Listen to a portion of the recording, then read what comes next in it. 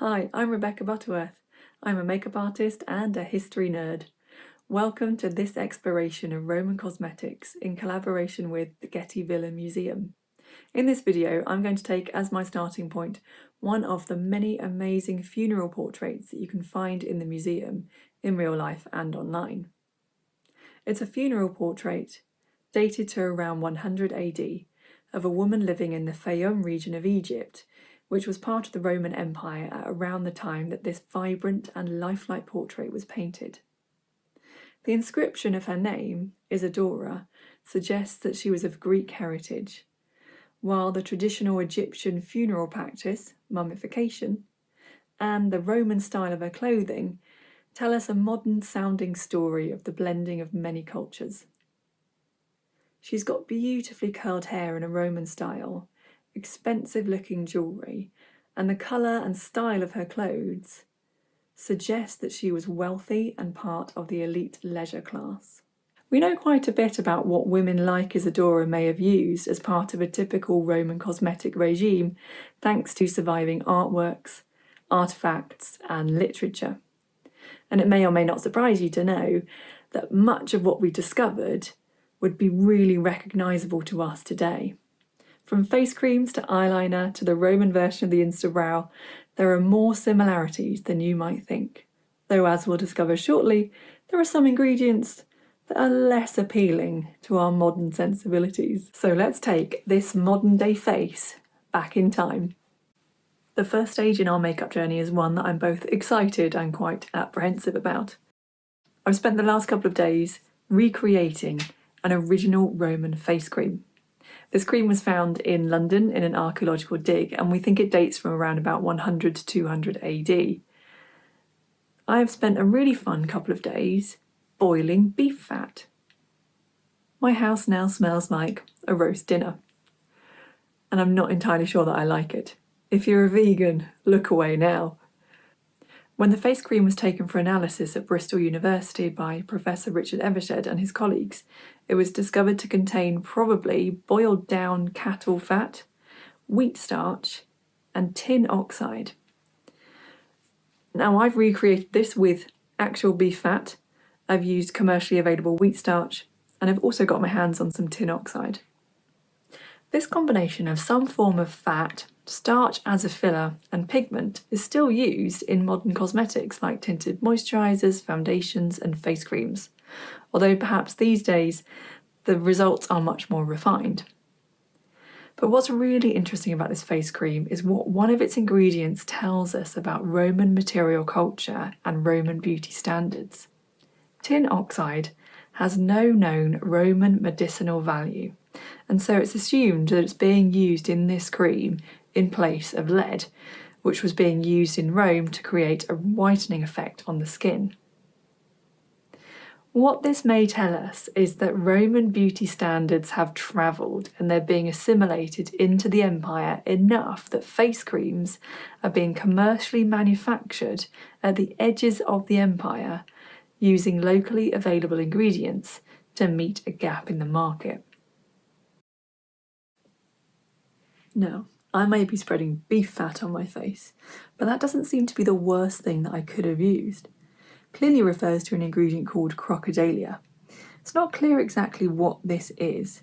It's either the intestines or the dung of some kind of land-dwelling lizard. And it was an ingredient that was prized as an excellent skin brightener. So you take your choices, beef fat or crocodile poo. Now that my skin is done, I'm going to move on to my eyes using an ingredient that is ancient, but is still used today. I'm using eye kohl. Great looking lashes and brows were an important part of a Roman woman's cosmetic routine. Cosmetic kohl containers have routinely been found as grave goods, and there's some amazing examples in the Getty Villa Museum.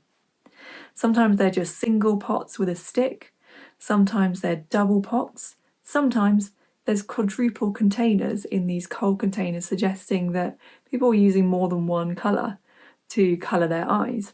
To style my eyes, I'm going to use a product that you can still get today that would have been available to makeup wearers in the Roman era. And it's a powdered mineral called antimony. It comes in tubes and you get a little kohl stick which you dip into the tube and then use it to style and draw your eyeliner and add colour to your eyebrows. Now I'm not very practiced at this, but I'm going to give it a go. Kohl is the Arabic word for antimony. It was thought to be effective at curing eye infections, and it's been used as an eye cosmetic since ancient Egyptian times and probably before. Writing in the 1st century AD, Pliny calls it platyophthalmos, which translates as wide eye, giving us a clue as to its cosmetic effect. Now, onto eyebrows. There's actually quite a lot written about eyebrows in Roman literature. Ovid says, "With what art do you fill up the common borders of your eyebrow?" Petronius talks about an attractive woman having eyebrows that extend from the top of her cheekbones to close to the inner border of the eye. And it seems to suggest an attractive eyebrow in the Roman time was a monobrow.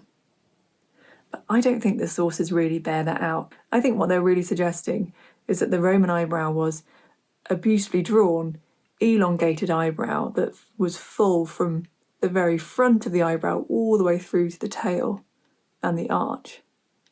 Something that's actually quite close to today's Instabrow. There were other ways of colouring your eyebrows. Juvenal tells us of using soot and lampblack, which is the grease that you get off an oil lamp. Our friend Pliny, on the other hand, goes a bit left field and reports a rumour he's heard of using crushed flies to blacken eyebrows.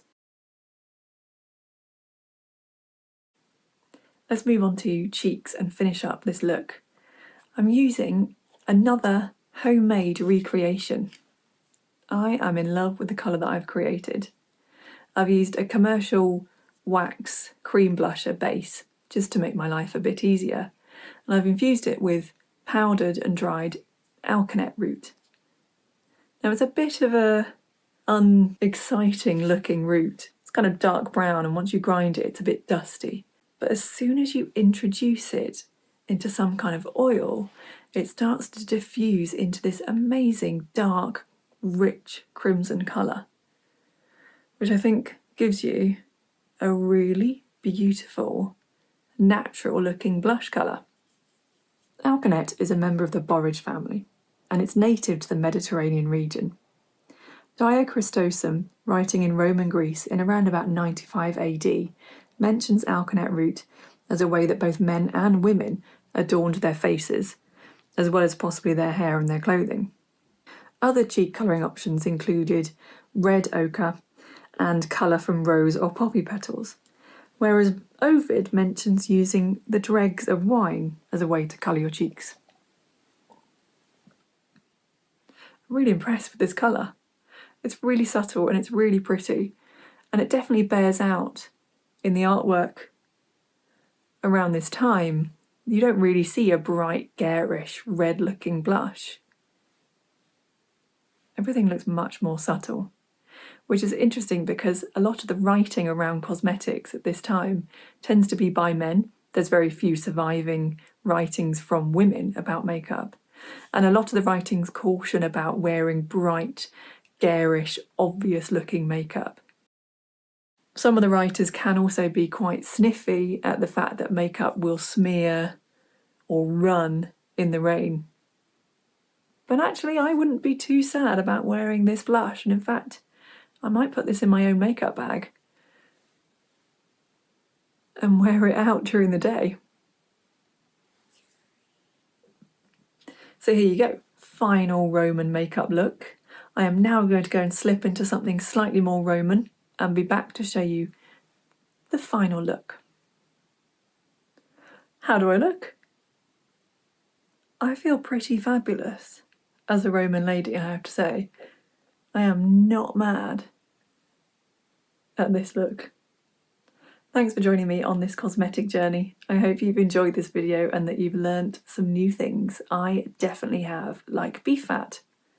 Not so good on the face. I hope you get a chance to look at all the beautiful artefacts that you'll find at the Getty Villa, and maybe see you soon in another one of these videos.